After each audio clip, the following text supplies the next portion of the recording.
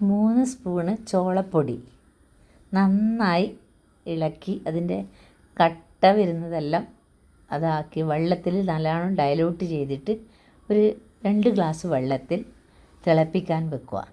അതിന് ശേഷം തിളച്ചുകൊണ്ട് വരുമ്പോൾ ഒരു അര ഗ്ലാസ് പാലൊഴിക്കുക.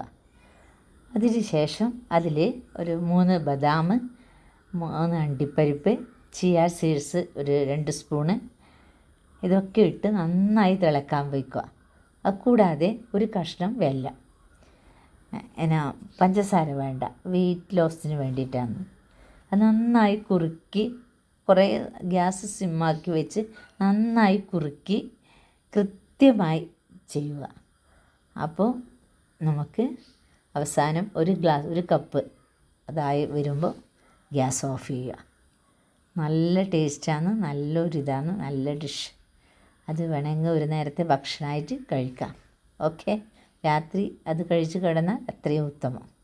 Thank you.